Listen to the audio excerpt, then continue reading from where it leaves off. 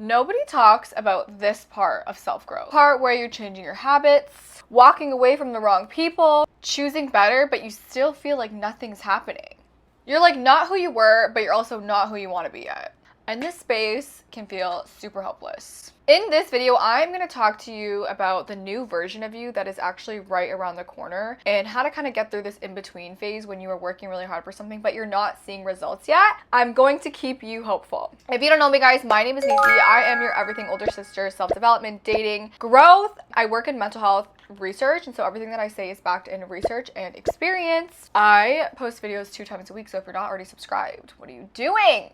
In this video, there's going to be 3 main chapters. I'm going to tell you a little bit about the in-between phase. I also want to talk about why this feels uncomfortable, and then we're going to go right into chapter 3, which is how you are going to kind of get through this phase and what's going to keep you motivated. So chapter number 1, which is the in-between phase. Now, the in-between phase can refer to a lot of things. I think that this video is not just referring to self-development. It's not just referring to like a specific goal, but there's many things.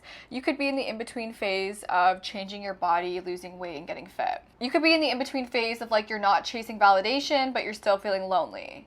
You could be in the in-between phase of like you're not texting your ex, but you are not meeting anybody good. You could be in the in-between phase of like studying for a degree or working to get a job, but like you're not seeing the results yet. There's so many things that you could be in the in-between phase for, and I think that this is something that has come up a lot in so many areas of my own life recently. Girl, if I could tell you the amount of things that I'm in the in-between phase of, we'll start with career. So I got laid off. I wanted to do content full time, which is what I'm doing right now. And I'm in the in-between phase of even this YouTube channel, working and making videos every single week, but not necessarily seeing like the growth and all the income and the following and the brand deals on YouTube yet. Same thing with Instagram, TikTok. Kind of got the hang of it, but I'm not like where I want to be yet. I have just started throwing these events, which are taking off for brown girls in the GTA, which are all self-development, all career-based for me, but they're not yet reaping all the benefits, which are like income and career goals and being sustainable with content. I'm in the early phases of like, it's my first month not working full-time, but I'm also not like where I want to be with content and working for myself yet. It's a really uncomfortable phase career-wise. I think in terms of my love life too, I am doing a lot of self-work on learning to love myself, learning self-compassion, healing my anxious attachment. So many things that I have been working on. And I feel like I've been working on these things for like almost like 2 years. Obviously, I've gone backwards, I've gone forwards, or I don't even like to call it that. I've had glitches and I've had different things that I've learned. But I'm doing so much work. I'm learning to be happy alone. I'm spending all the time alone. I'm doing the uncomfortable. I'm doing the solo dates. But I'm not yet meeting the guy of my dreams and meeting guys that I feel like are aligned, or meeting my soulmate, or I'm not yet in like that happy relationship that I'm dreaming of. Those are like 2 of the largest areas of my life, and they are both like pretty big things. One is like my whole love life and self-concept, and the other is like my career, where I am in a weird in-between phase. And let me just tell you, baby, that phase is so uncomfortable because you're not getting to be lazy, but you're also not getting the rewards yet. So even if like you're using this example as like wanting to change your diet, or wanting to learn to be healthy, or wanting to learn to like work out more and take care of yourself, maybe it's just like quitting smoking, and like whatever it is that you want to work on, you are not getting to smoke. You're not getting to eat the McDonald's every day, but you're also not seeing the results on the scale yet. You're not seeing the muscles. You're not seeing you losing weight. You're not seeing the like healthy lungs that you quit smoking yet. So it's literally the worst. It's so defeating. But one thing I want to say is I always think that, yeah, it feels like shit, and yeah, it's hard, and you're like, why isn't it there yet? Oh my god, like I hate it. I want to quit. I always think of this phase as like the test phase. Now, I don't know if you guys believe in the universe or manifestation, but whether you do or not, I think that looking at it like the test phase is one of the only things that's probably going to get you through this phase. Which kind of leads me to chapter number 2, which is kind of like why it feels so uncomfortable. So, in the in-between phase, you're not where you want in your career yet. You're not the doctor that you're studying 10 years to become. You had to go backwards in your career, maybe take another degree or take another diploma, but you're not making like the money, and you can't open the business yet. You are not losing the weight yet. You're not seeing the body changes yet. You're not meeting the love of your life yet that you've been doing all this work for, and you've been single for, and you've been healing for. You just don't see it coming. It's uncomfortable because you're not getting the dopamine. The way that you've wired yourself is that the dopamine is going to come when I lose the weight. The dopamine is going to come when I look skinnier on the scale. The dopamine is going to come when I'm so happy and in love and I'm getting married and meeting my husband. The dopamine is going to come when I open that business and I have $100,000 in the bank account. That's kind of how you wired your brain. So you're doing all the work, which means that you're tired, you're having to be consistent, you're having to be driven, you are having to do hard things, but you don't have the freaking dopamine yet. What you are sometimes doing in your head is we're confusing like the lack of physical change or like change in our reality as failure.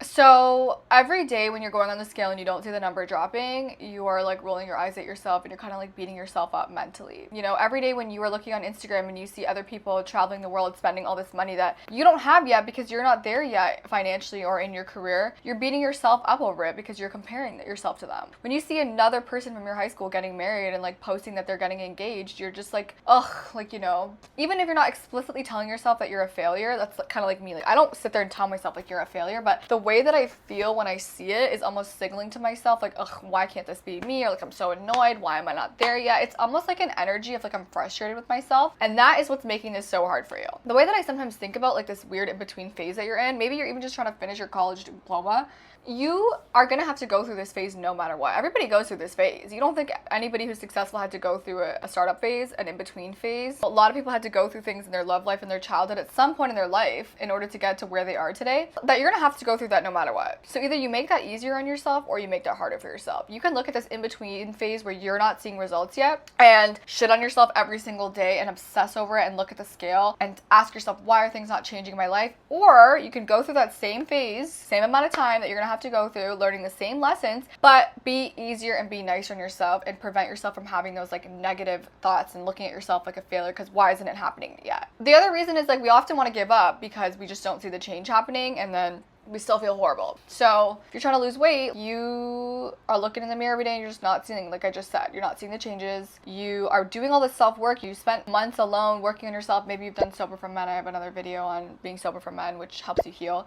And you were just like, wow, I'm going on these dates and I'm just like not seeing any change in my love life and the men that I'm attracting. Like, what was the point of this? Why am I doing all this? You feel horrible about it. Instead of feeling horrible about it, try to reframe it as it is coming. Sometimes things have to be a little bit messy. And I have this example that I heard before. It's like the universe and God in your life wants to move mountains. It wants to bring you to this dream manifestation career that you have. It wants to bring you to this dream healthy body that you want. It wants to bring you to this dream husband that you're going to have one day. But while you are physically moving a mountain, the universe literally taking a ginormous mountain or volcano in Hawaii and moving it, there is going to be crumble around it. You think you can magically teleport the mountain? No, you got to push it. While you are pushing the mountain from here to here, there's going to be rocks falling everywhere, dirt falling everywhere. There's going to be a mess. Sometimes it's not going to be super clean. And so you're just in that phase right now of like pushing that mountain from here to here. And there might be some chests in there. There might be 1-2 guys that you go on a date with that are still horrible, even though you've done the work. There might be 1-2 job opportunities that you're not getting. There might be, you know, funding that you tried to get for your startup and you didn't get it. There could be so many different things. Maybe you gained a pound instead of lost a pound. And these are all things that I like to say as part of the process. These are part of the process of getting from point A to Z in terms of your dream life. Something that happened recently with me is I feel like I have been doing the work, and I think I said this, I'm not meeting like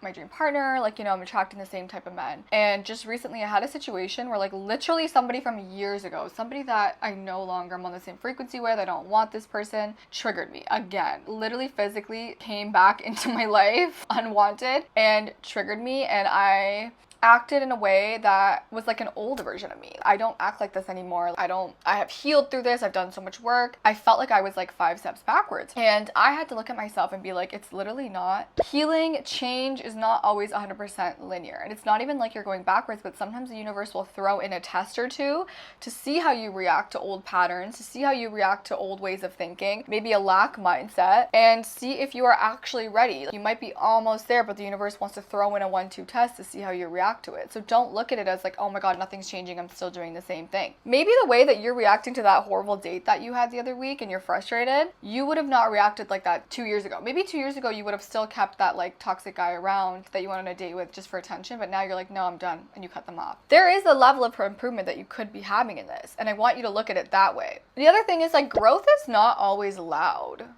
I think we look at these like big milestones of growth, having $1 million in the bank account, having your dream job. It's like these things, like I have my vision board over there that we put on our vision board and we've idolized, having like the dream wedding and like, so basically what I was saying is that growth is not always loud. Growth is, sometimes it's really quiet. It's the small wins. Like for example, I told you I was just talking to a guy and I got triggered by a guy again, something that didn't feel like growth. It felt like I was going backwards, but I had to really think of the small wins. Me, you know, acting out of anxiety and like maybe talking talking to somebody I shouldn't talk to, I had actually little steps forward that I had made. Compared to me like a year ago, I took steps to avoid any more anxieties, maybe compared to like what I would have done a year ago. So growth is not always like, oh my God, like if I just sit there and look at like when I'm married and happy with kids and I don't look at these little growth progress steps that I'm making, I am going to be miserable until that day. And in fact, I'm probably going to energetically like repel the thing that I actually want if I keep looking at all the little things. For example, if you've been dying to get like your dream job and you had a couple of interviews and like they all like didn't go well, even think about like the interviews that you did. At least you got interviews for jobs that maybe you wouldn't have even got an interview for that job a year ago. Like, you know, like you're making little progress, and stop looking at it as like that's the end goal, and if I don't, until I have that end goal, I'm not going to be happy. That way you're just going to make this so much harder for yourself. That takes me to chapter number 3, which is how you are actually going to persist through it. I think that this is the most important part. I did just give you guys a tip on how to persist through it, but we want to make this period, this in-between phase, this phase of like we're not where we want to be yet, like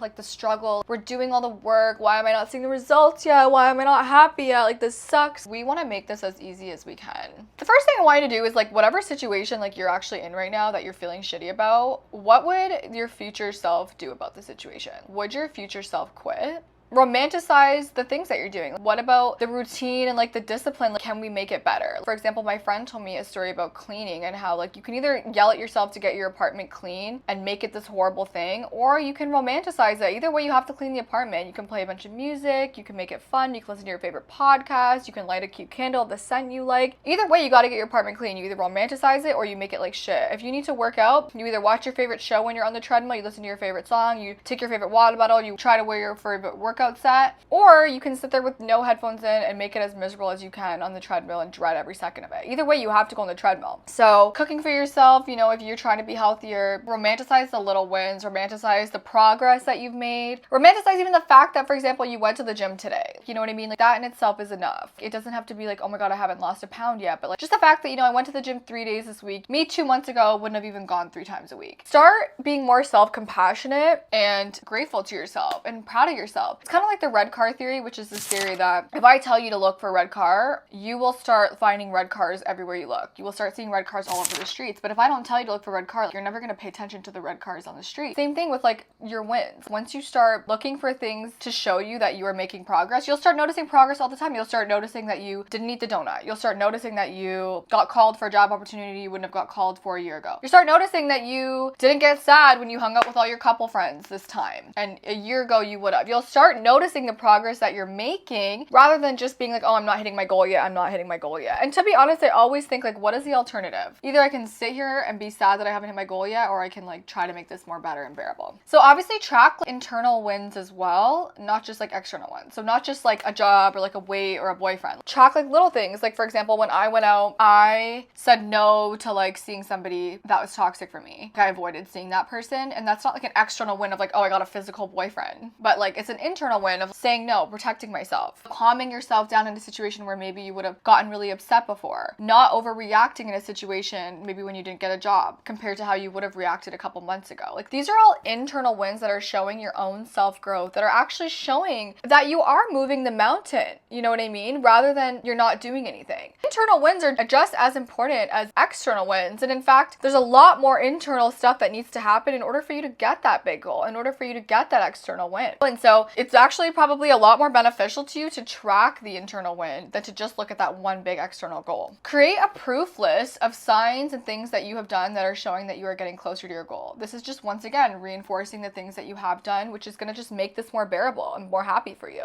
even if the results have not shown it. So if it's working out example, make a list of all the things you did this week that showed that you are working towards your goal. If you're trying to become a content creator, all of the things you did, all the videos you recorded that are showing that you are going towards your goal. Make a list of all the solo date and all the internal healing things you did, or all the toxic people that you said no to this week, or you know what I mean, that are showing that you're going towards your goal of having a happy relationship. Write it down every single week so that you are reminded of it, because the red car theory, the more you're reminded of it, the more positive you're going to feel, and energetically, the more positive you feel about what you're doing, the more likely you are to actually achieve that goal instead of just always being like negative about it. It's not happening. This takes me to the end of this video, but I do want to just remind you, you are not behind in life in any way. You're not behind in life in any way. You're just in an in-between phase. And if you can hold on to yourself here with grace, with love, with compassion, and persistence, the version of you that is your dream version, the version of you that you are becoming, is going to thank you so hard that you kept strong in this really difficult moment and you kept pushing. If you need reminders, look at people who had to, like, you know, I look up to this YouTuber named Tam Cora. She kept posting every single week for 2 years and she was stuck at 2,000 subscribers, and then she hit 1 million in the 3rd year. In that 2 years, if she had given up, she would have never been here. Look at examples in all areas of life. I'm sure you can find some that people that have persisted. And if you give up on yourself in this moment, you might never even see that version of you that you were dreaming of, or the version of you that you were actually meant to become. If you like this video, please like, comment, and subscribe. Once again, I'm your older sister, everything confidence, self-development, relationships. I post twice a week. I also post on TikTok and Instagram, so you can find me there. I also provide one-on-one coaching, which is in the description if you're interested in that. And I host Brown Girl Meetups for confidence and just girls' nights that happen in the GTA if you live in the Toronto area. They happen once a month. My next one is on August 17th. If it's not sold out by now, ticket link will be in the description. I love you guys. Bye.